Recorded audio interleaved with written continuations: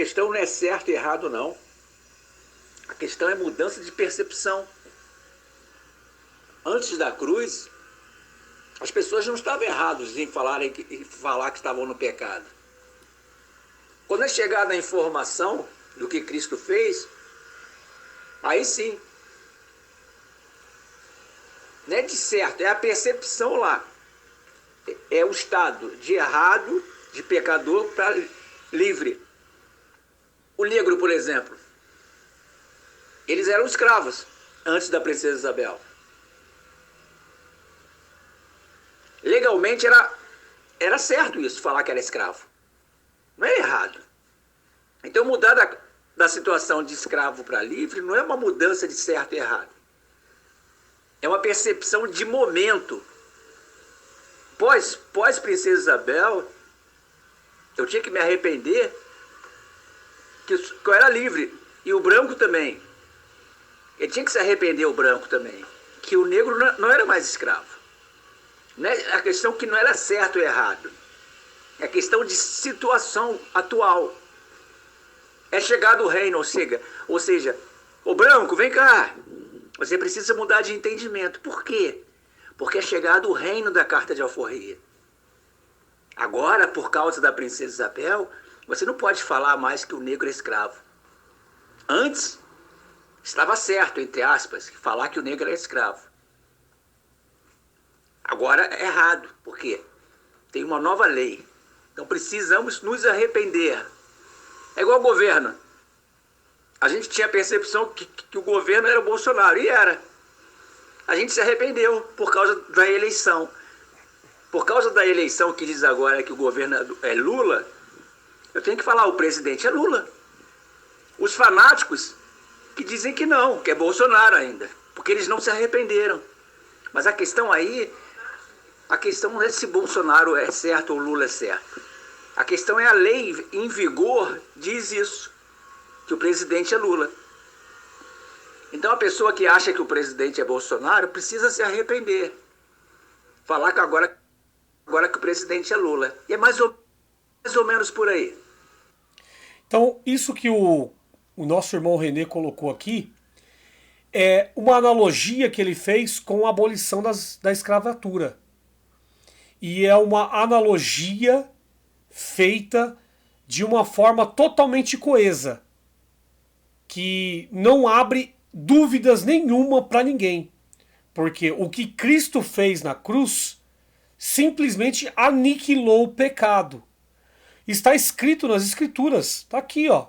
1 Pedro 2,24, ele mesmo levou em seu corpo os nossos pecados sobre o madeiro, para que morrêssemos para os pecados e vivêssemos para a justiça. Por sua ferida foste sarado. Ou seja, o Cristo que morreu no duro madeiro da cruz, ele pagou a dívida da humanidade, reconciliou o homem com Deus e simplesmente colocou todos nós em igualdade. Romanos 6,23, porque o salário do pecado é a morte, mas o dom gratuito de Deus, que foi o Cristo crucificado, né, é a vida eterna em Cristo Jesus, nosso Senhor. Ou seja, todos aqueles que entendem a mensagem do Evangelho estão em vida eterna, dentro da sua mente, do seu entendimento.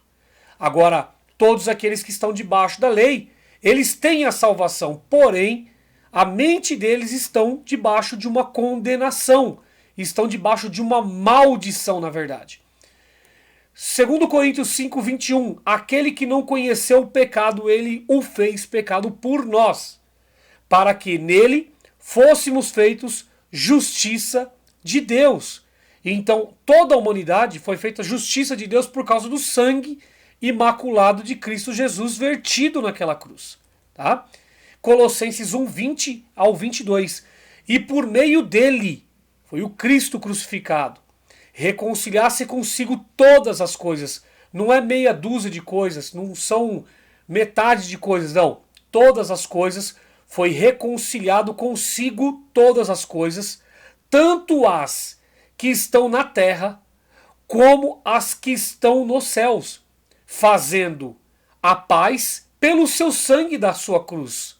E a vós outros também, que outrora éreis estranhos e inimigos no entendimento, pelas vossas obras malignas, agora, porém, vos reconciliou no corpo da sua carne, mediante a sua morte, para apresentar-vos perante ele santos, inculpáveis e irrepreensíveis. Ou seja, pela crucificação dele, por ser ele ter sido oferecido em sacrifício, pela oblação dos pecados, conforme está escrito no livro de aos Hebreus, ele nos fez santos e irrepreensíveis. Foi de graça, foi um dom gratuito.